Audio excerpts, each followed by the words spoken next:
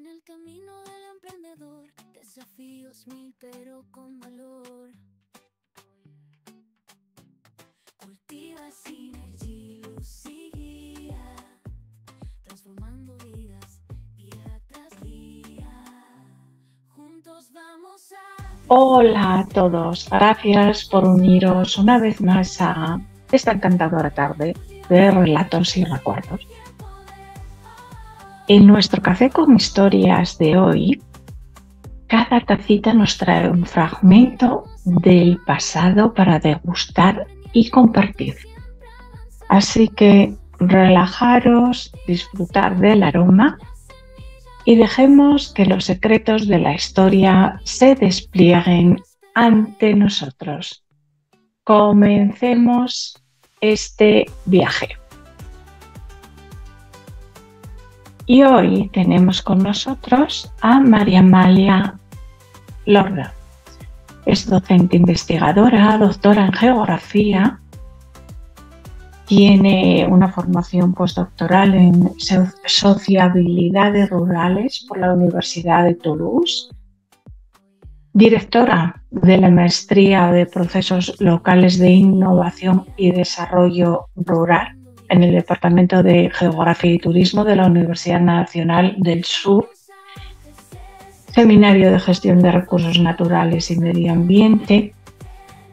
Además es coach ontológico profesional, especializada en neurociencias, inteligencia emocional y programación neurolingüística. Buenas tardes, Amalia. ¿Cómo estás? Buenas tardes. Muy bien, muchas gracias. Muy bien. Bueno, pues quiero agradecerte y darte la bienvenida a este Café con Historias. Y agradecerte que hayas aceptado mi invitación. Es un placer. Estuve mirando, ¿no?, todo tu currículum y eres doctora en geografía, pero también tienes un máster en coaching, neurociencia. Explícanos un poquito cómo se une geografía con neurociencia. ¿Tiene esto algo en común? Bien, es muy interesante lo que me preguntás y en realidad fue una llegada tiempo después de haber estado en contacto y en formación con la corriente de la geografía social, que en nuestra América Latina, Milton Santos es el que impulsó la geografía humanista, la geografía social, proveniente de Francia y que tiene que ver con una mirada en donde lo humano es atravesado en todo el territorio, o sea, el territorio es atravesado, perdón, por todo lo humano. Entonces, en una cuestión en donde la ciencia siempre separó un poco de los estudios formales toda la cuestión emocional de nuestros actos, y frizó de alguna manera nuestros impulsos, nuestras maneras de actuar, nuestros razonamientos emocionales, es que retomando lecturas y haciendo hincapié en una propia introspección y en curiosidad permanente de por qué actuamos como actuamos, me llevó a unir dentro de la geografía y dentro de estas acciones que uno estudia en territorio, localizado en distintos lugares, por qué los grupos humanos toman determinadas medidas, acciones, con qué vibran, qué los emociona, qué los impulsa, qué los motiva. Y en esa explicación, tirando del hilito para atrás, Milton Santos en la década del 90 publica dentro de sus estudios una investigación que yo retomo, que tiene que ver con la naturaleza del espacio, razón y emoción, entre sus palabras claves. Y entonces me sentí habilitada a tomar el concepto de emoción. ¿Y por qué digo habilitada?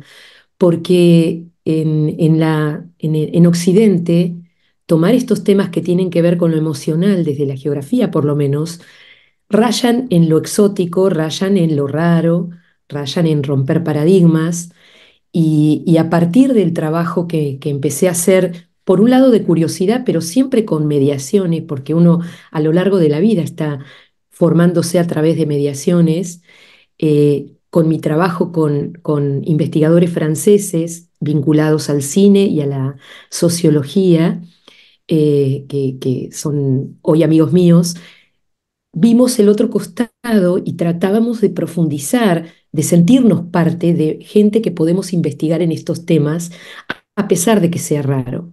Es decir, ser disruptivos dentro de la ciencia, no es que seamos los únicos, pero sí llama mucho la atención estos temas y mucho más en los ámbitos donde uno trabaja, que son universidades y escuelas. Hay mucho por hacer en estos temas porque normalmente estamos separados la razón de la emoción. Y en realidad, como dicen varios catedráticos, somos seres emocionales que razonamos por nuestra antigüedad en la especie humana, ¿no? Así que me resultó apasionante, me resulta un desafío constante y se me pasa el tiempo tratando de seguir profundizando estas cuestiones y es por eso que fui de la mano de otras disciplinas tampoco universitarias como es el coaching, como es la PNL, como es, bueno, las neurociencias sí están ahora, digamos, más conocidas y permitidas, pero no desde la geografía. Y yo creo que como todos los paradigmas, como es el tema ambiental, en el cual también trabajo, los grandes maestros nos invitan a llevar estas particularidades que uno va viendo en otros saberes a nuestra propia formación. No empezar carreras de cero, no empezar una cuestión como que nuestra disciplina tiene que empezar de cero a formarse y nosotros como tales, sino sumar, porque en esa suma es donde uno habilita esta apertura y esta posibilidad de hacer crecer la propia ciencia, Ujú. desde, bueno, un recorrido ya realizado y en donde educadores, por ejemplo, como Paulo Freire, que han tomado otros conceptos, pero otras palabras desde la misma sensibilidad a la cual pretendo trabajar, eh, como mamá, como profesora, como profesional, es que ha sido y sigue siendo una motivación en mi vida. Em, a mí me parece muy interesante lo que comentabas antes, la razón y la emoción, ¿no? Pero me estabas contando esto y yo estaba pensando, por ejemplo, los diferentes continentes. A ver, yo lo que tengo claro es que todos los humanos tenemos las mismas emociones, Ujú. aunque las creencias sean diferentes, ¿no? Por haber nacido en un país diferente. ¿Qué tiene que ver? A ver si te sé hacer la pregunta. ¿Qué relación tiene, por ejemplo, el continente americano, ¿no? O el europeo con Asia? ¿Qué relación tiene eso, la neurociencia, con la geografía? No sé Ujú. si me explico. Sí, Cuando las emociones son las mismas, vamos, la ira, la rabia, el odio, pero al estar en otro continente, ¿cómo se aúna eso? ¿Cómo lo muy estudias tú bien. eso? En primer lugar, con una gran aceptación de que estamos formateados, estamos hechos a molde en instituciones educativas que desde el jardín de infantes, como se dice en Argentina, el maternal o todo el andamiaje formal de la educación, se baja a manera de industria, es una gran, sobre todo las escuelas, lo hablo desde el conocimiento, desde lo que conozco de Argentina, como si fuera una gran industria y una educación en serie. En esa educación en serie nos dividen por edades, por sexo, y es como que nos aglutinan por estándares que son muy antiguos, es decir, en su forma de concebir como una educación generalizada y homogénea, pero después a su vez nos piden que atendamos la heterogeneidad. Eso por un lado. Por lo tanto, tenemos matrices de aprendizaje en donde fueron inculcados, en el caso de Argentina, por la corriente migratoria que tenemos fuertemente española, europea, más recientemente sí, africana y asiática, pero nuestras raíces, además de que justamente dieron un crisol de razas con los pueblos originarios, hizo que este mundo occidental que separó a la naturaleza de la sociedad para comprenderla de una manera aislada, cuando en realidad hay que entenderla de manera conjunta, eso es el territorio, sociedad, naturaleza, de manera indivisible, en donde uno forma parte de esa sociedad, no estamos escindidos desde ningún rol. En nuestra visión hay que volverlo a reenseñar. En nuestras escuelas, universidades, hay que volverlo a significar. Mientras que en las culturas originarias, esto es per se sabido desde cuna, desde sus orígenes, desde sus ancestros. Ellos tienen una valoración de la Pachamama, de la Madre Tierra, como nosotros tenemos que reaprender. Es decir, y esto ocurre, ahí hay una unión entre esta cuestión que tiene que ver con creencias y con valoraciones antiquísimas que une Oriente con nuestros pueblos originarios, de los cuales estamos reaprendiendo que la valoración de estos espacios y bienes comunes y paisajes tiene que ver con ellos, una forma de vida, una forma de ser y estar en el mundo que nosotros, los occidentales, con tanto grado, posgrado y demás, nos hemos enfriado y nos hemos apartado. Por eso creemos que con la tecnología todo lo podemos hacer, sin mediar los tiempos de la naturaleza, sin mediar cuidar la naturaleza para las generaciones venideras, que son los que hoy no tienen voz, son los derechos humanos de los que aún no nacieron. Entonces, Ajá. esa cuestión de respeto, valoración, es que tenemos que volver a aprender, porque tanta ciencia ha tapado, por lo menos en muchos espacios institucionalizados, el sentir y las voces de la naturaleza, que en pandemia fue una gran posibilidad de volver a descubrir qué pasaba si no, si se paraban los vehículos, qué pasaba si no había industria, el qué pasaba si de manera exótica, no creo que de manera exótica, pero sí porque hay causalidades Sí. en este mundo sistémico, nos vino a enseñar que es posible vivir de otra manera, que es posible producir de manera también inclusiva, no exclusiva. Entonces, en esta inclusión, en estos saberes que desde la humildad y la sabiduría de Paulo Freire, él mismo decía, es la voz de cada uno de los actores en su tierra, que nos enseña y nos dice más de lo que uno sabe desde una ciudad, porque en la ciudad nos embrutecemos, tenemos una mirada urbana, una mirada muy tapada de cemento y un enfoque totalmente parcial que no tenemos y nos falta vivencia de territorio, ¿no?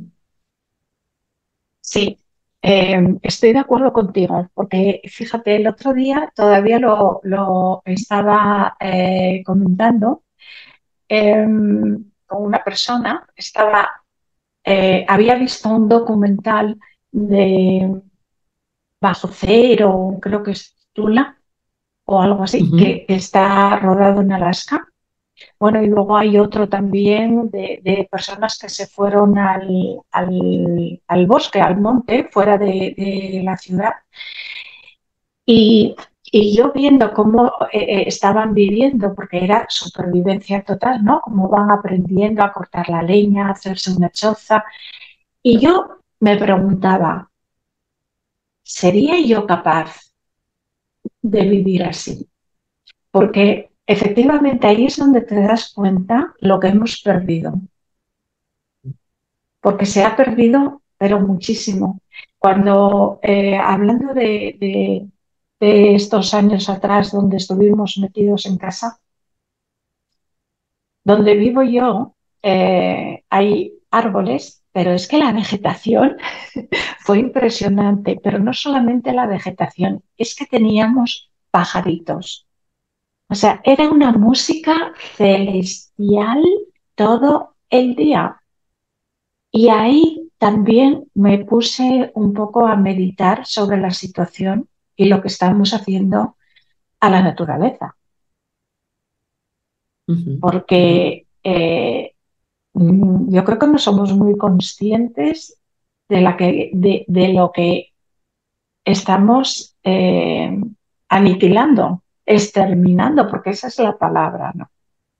Pero ahora mi pregunta es, ¿hasta qué punto hay un interés en este despertar? ¿O es mejor tener a las personas metidas en una ciudad para que no piensen?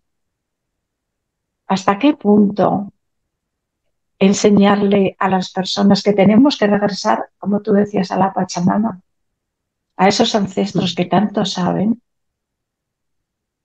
y que se perdió todo eso? Generación tras generación, ¿no? Poco a poco se fue perdiendo, ¿verdad?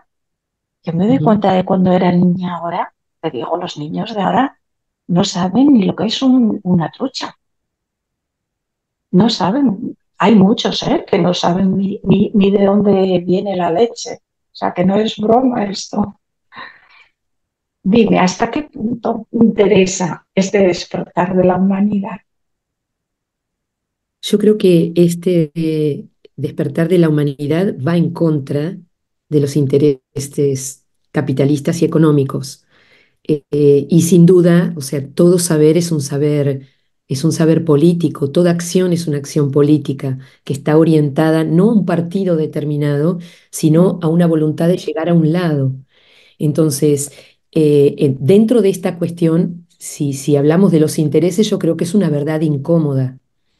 Es una cuestión que no conviene ahondar porque se están votando a cada momento, están los políticos hablando de seguridad y soberanía alimentaria, muchos de ellos sin saber cuál es la diferencia, como hemos escuchado en algunos de sus anuncios que no distinguen la diferencia entre esos conceptos. Porque estamos hablando, muchas veces en nombre de alimentar el mundo, o sea, se levantan banderas que cualquier persona dice, por supuesto que queremos alimentar al mundo. Ahora, detrás de ese alimentar al mundo, de una cuestión equitativa del acceso a los alimentos, no se habla del cómo. Y tampoco es que lo que se produce y lo que se hace llegue y se transforma en alimento. Es decir, para nada, o sea, muchas veces estamos hablando de recursos como del oro, como la plata existe en nuestra cordillera de los Andes, y esa mega minería es decir, explotar o dinamitar la cordillera, parte de la cordillera de los Andes en pos de quitar eh, con cianuro, veneno, los pequeños vestigios de metal que hay, porque ya no se encuentra obviamente en vetas, sino que está de manera permeada en la piedra. Por lo tanto, en nombre de banderas socialmente aceptadas, existe mucha mensaje engañoso, pero cada vez más la sociedad civil y la pandemia ayudó mucho para eso. Yo noté un cambio muy importante, por lo menos en mi país, en la movilización de ONGs, de universidades, porque las universidades, en nuestro caso, yo trabajo en una universidad pública, por suerte, y gracias a esta libertad y autonomía, no tenemos libretos a los cuales nos hacen adscribir, como en ciertas organizaciones bajan determinadas cuestiones, o en ciertas provincias argentinas en algunos momentos cortaban la luz para que no llegaran mensajes justamente de conocimiento y de información certera de qué manera se envenenaban los ríos por la megaminería. Pero existe cada vez más a través de las redes que no las pueden controlar, como en este caso esta situación que uno la está manejando y puede llegar, no sabemos a dónde, pero es una verdad incómoda para los que tienen intereses mezquinos, intereses en donde hablan de un solo tipo de desarrollo, que en realidad el desarrollo encubre crecimiento económico y beneficio económico para unos pocos, pero no para la sociedad civil. Hoy la sociedad civil está más permeada lamentablemente a desconfiar de mensajes bondadosos o que yo los llamo espejitos de colores, como fue el proceso de colonización en América, y ya un mirar un poquito más allá de eso primero que ofrecen, porque muchos de los emprendimientos vienen plagados de parques deportivos, hermosear las plazas, hermosear espacios verdes, pero detrás de eso hay también la otra cuestión, la contracara, la cara oculta, que tiene que ver con la contaminación, con maneras que no se controlan y no se gestionan a lo largo del tiempo, con un control realmente a lo largo del plazo del tiempo. Porque los políticos en Argentina, por ejemplo, cada 2 o 4 años rinden cuentas en los votos. Entonces, el corto Claro. plazo prima por el largo plazo. Entonces, en ese largo plazo que uno, esas diferencias las puede ver en otros sistemas con mayor antigüedad en democracia que la nuestra, nuestro país es muy joven, se ven esos defectos del cortoplacismo que no ayuda a esa cuestión de mirar por los largos plazos y el desarrollo sustentable se basa en el largo plazo. Entonces, por eso es que cada vez más gente informada y educada, uno no puede abandonar estas luchas porque hace que esa brecha entre el encantamiento y la realidad se disminuya, ¿no? Ujú. Sí, así es. Quería preguntarte, neurociencia, ¿cómo se puede acceder a la neurociencia? Es decir, a través de cursos, ¿tú impartes cursos o algún tipo de formación, algún tipo de charla? ¿Cómo se puede acceder a tener más conocimiento de lo que es la neurociencia en sí? Bueno, ya añadida a la geografía, ya eso ya me parece una bomba. Eso ya, vamos. En mi caso lo estoy haciendo, sí, a través de mis propios cursos de maestría, es decir, en los temas que yo ya tengo desarrollados, Ajá. aprovecho absolutamente todos los resquicios que puedan haber para darles tiempo a estas generaciones que pasan conmigo en estos años que yo me he ido formando, ya llevo alrededor de 15, pero sí, obviamente a través de cursos formales es posible, no solamente orientado a la geografía, sino orientado a los estudios sociales. Ajá. Quizás en mi universidad es más conocido desde el punto de vista de la investigación que hacen a partir de la medicina. En mi caso, yo lo trabajo desde el punto de vista de entrevistas de trabajo de terreno, del poder desarrollar esa inteligencia emocional en el actuar.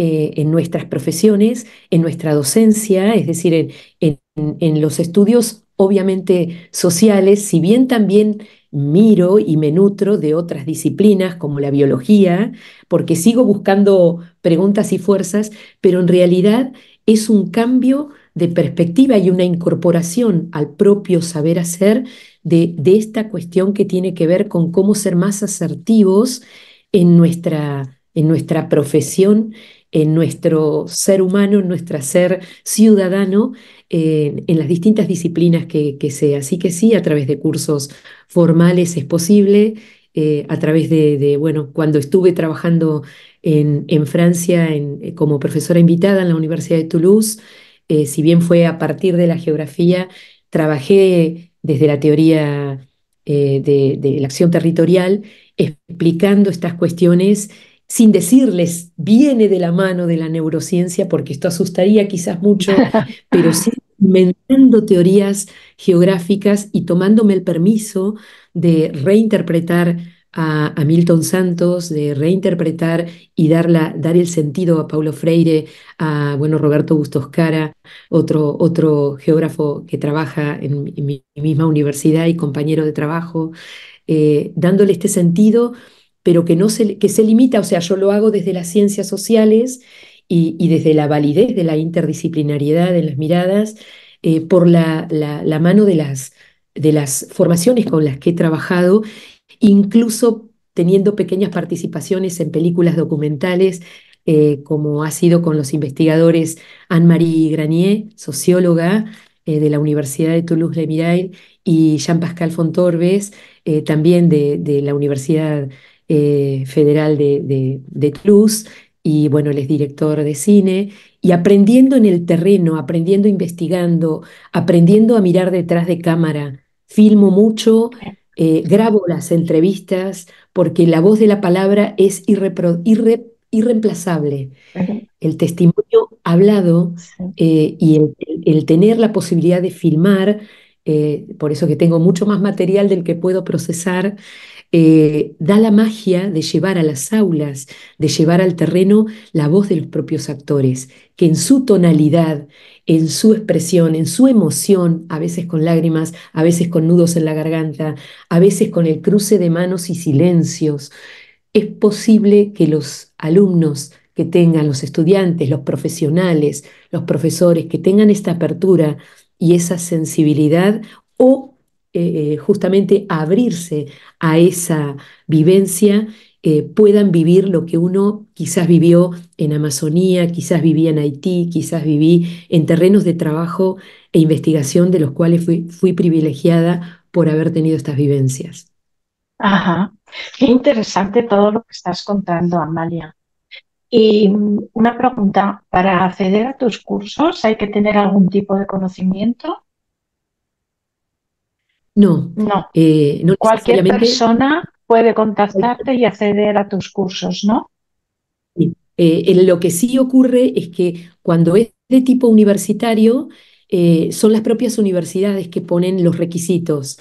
Pero cuando dicen a quién está dirigido, estos cursos, o sea, cuando, por ejemplo, como mi formación habilita para que sea un curso de grado, de posgrado para maestría, de posgrado para doctorado, por ejemplo, también me habilita para otras cuestiones, pero lo cual no quiere decir que es decir, se pueda impartir, también que tenga que ver en el mundo de los negocios, en el mundo de la empresa, si están interesados en este tipo de formaciones. En realidad es bienvenido para toda persona que sea curiosa y que esté abierta a la posibilidad de unir estos motores que tenemos en lo que yo llamo la caja negra, pero que dirigen nuestra vida, para aprender un poquito más y aprender a gestionar, nosotros, en la medida que podamos, este tipo de herramientas, Es que yo nuestras estaba, acciones. sí, yo estaba pensando precisamente en la empresa, ¿no? Cómo se puede entrar con la neurociencia dentro de Ujú. una empresa, siempre teniendo en cuenta los diferentes departamentos que hay en una empresa y muchas veces la falta de comunicación, porque Totalmente, volvemos a lo mismo, ¿no? Cada persona tiene su creencia, sus valores, y entonces ahí muchas veces hay una falta de comunicación, una falta de entendimiento, de comprensión tremenda. Y es posible aplicar la neurociencia a la empresa. totalmente. En realidad, todo arranca, es decir, cualquier tipo de lo que estamos haciendo nosotras en este momento, todo arranca de una comunicación, de mejorar nuestra comunicación verbal, nuestra comunicación kinestésica, audiovisual, es decir, a través de nuestros sentidos. Yo siempre digo que una comunicación es una danza invisible, en donde uno tiene que ir estableciendo a partir de lo que va visualizando en sus espectadores, que también van a ser oradores, porque si no sería un monólogo. Mm. Estamos hablando de comunicación, y esa danza es mágica en tanto y en cuanto ambas partes confluyan en co-construir o un entendimiento, una devolución sin miedo a equivocarse, porque el aprendizaje justamente se nutre de aprender. Si uno tiene miedo, el miedo justamente inhibe. Lo que pasa que en tanto en los ambientes empresariales existe, como en los ambientes institucionales al cual pertenezco yo, si bien es estatal, no se da de la misma manera, pero existen autoridades, existe una estructura piramidal que quizás esas cuestiones que se pueden dar, cómo quiero que el otro me vea, cómo quiero cómo conviene estar frente al otro, hace que nos moldeemos por una cuestión de inteligencia a la supervivencia.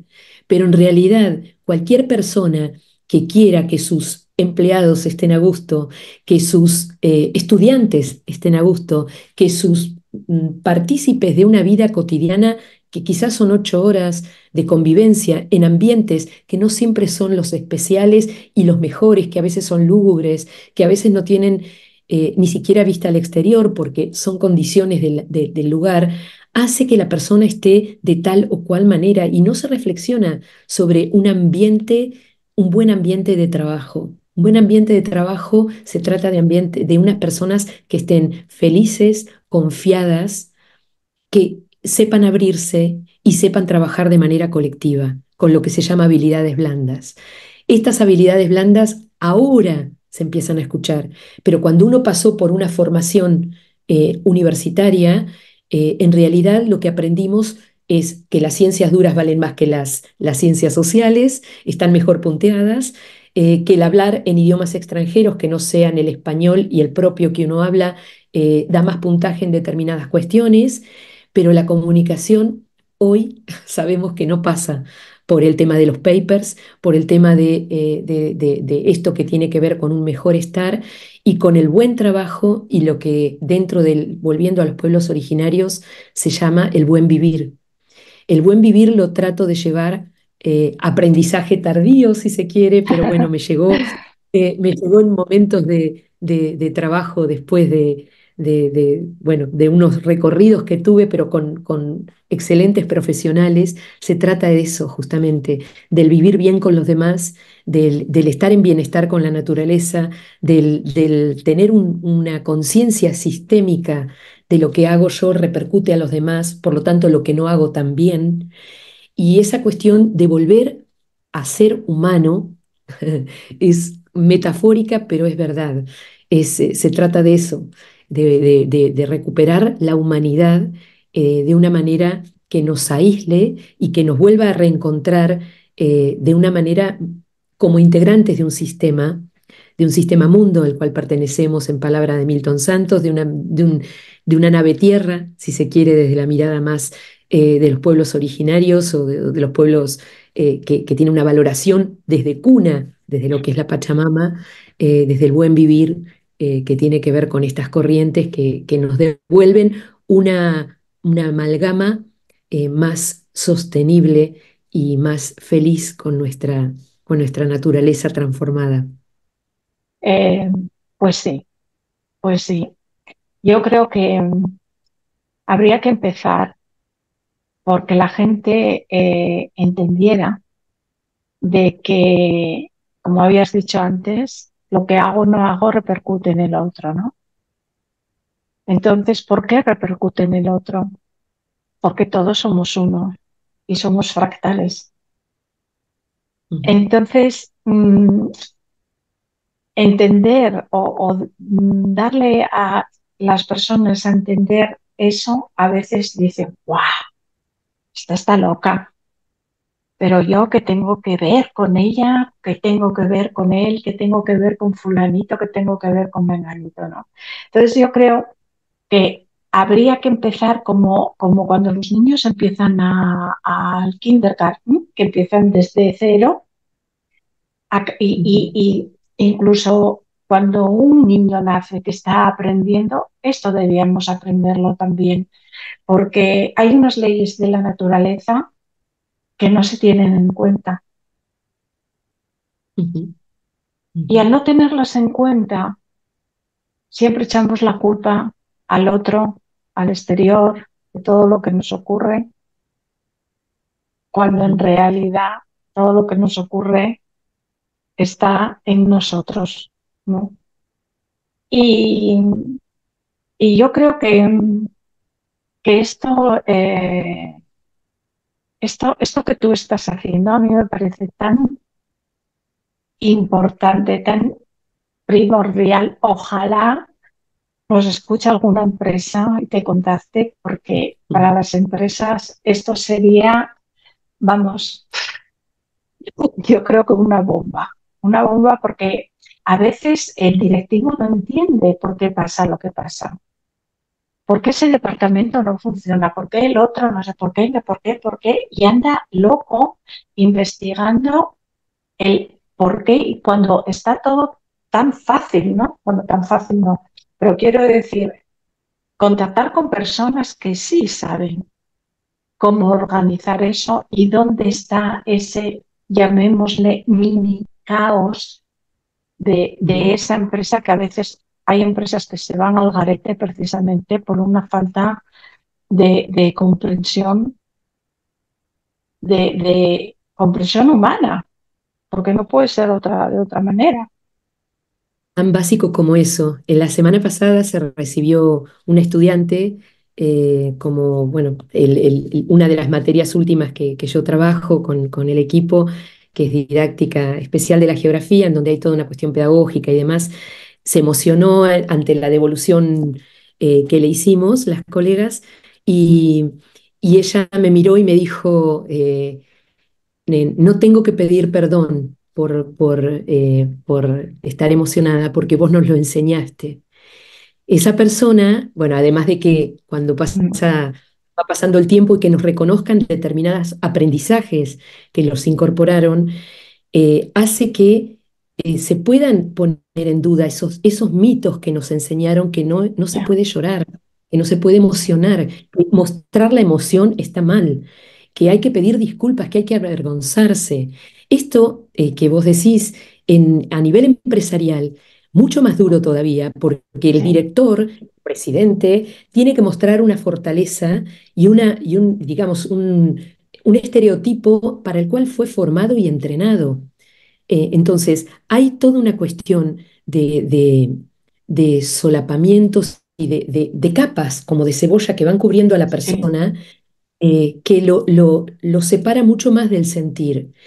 Y es increíble los cambios que se notan, porque uno los nota en la mirada, en el actuar, en cómo la gente está relajada, lo que llega a cambiar la manera de involucrarse en los espacios de trabajo cuando una persona es vista. ¿Cuántas personas son ignoradas?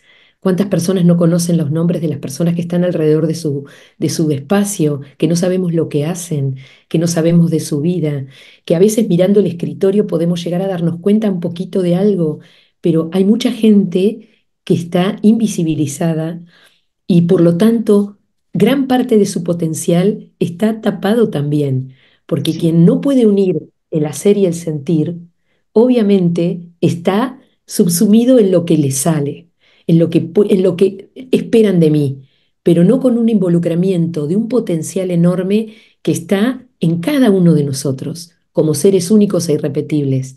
La cuestión es cómo nos domesticaron, cómo nos moldearon para sí, ser de una manera prototípica, homogénea en determinados cargos, perdiendo esa visión de originalidad, creatividad, imaginación que cada uno tenemos. En cuestiones de que sí, uno va aprendiendo, te das cuenta de qué manera la originalidad se mata a medida, se mata, se pierde, se tapa, a medida que uno aumenta con la formación técnica y formación universitaria y formación, sí, se va perdiendo esta sensibilidad. Entonces, volver a estas, no es más que volver a raíces, ¿no? A volver a lo que se siente, porque está en nosotros, está en nuestra especie humana, está en la especie mamífera, no es más que volver a raíces, pero con una mirada de mucho más respeto por el otro, un respeto por el sistema planetario en el cual estamos, el sistema mundo en el ujú, cual pertenecemos, no de soberbia, como nos efe- enseñaron. ef- efectivamente. Y lo que tú dices, ¿no? No se permite llorar, no se permite estar triste, no se permite, no se permite. Solo pedir perdón, perdón, perdón. y los sentimientos de esa persona donde quedan, ¿no?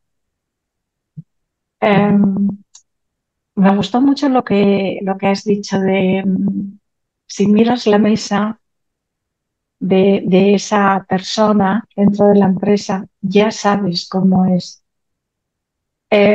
Hace años yo estaba trabajando en una consultora de empresas, y tuve un maestro, pero tremendo. Con él, él me enseñó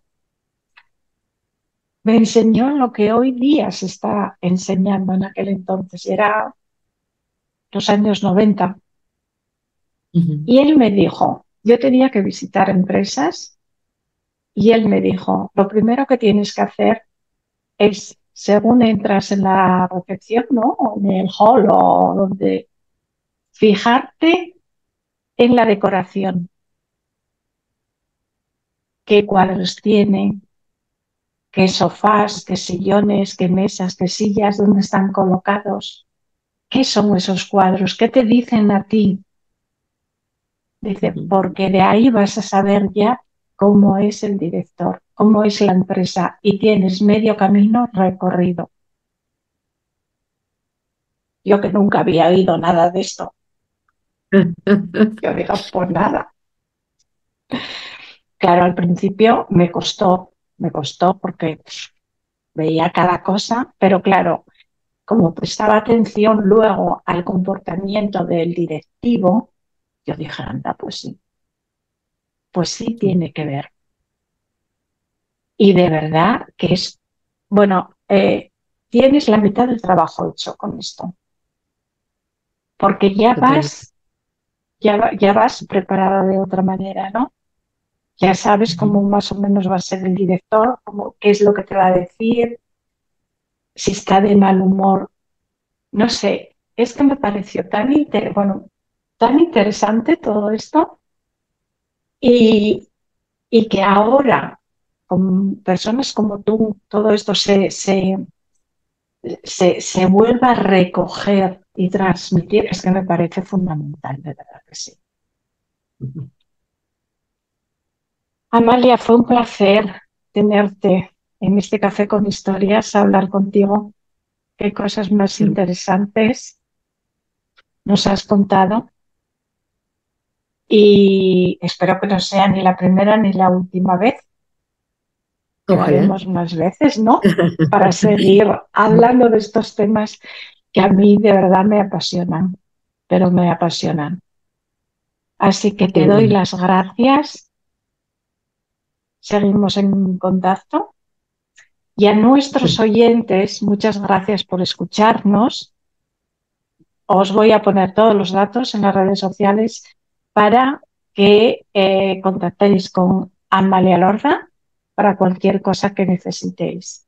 Así que muchas gracias por habernos acompañado en otro episodio más. Hasta el próximo.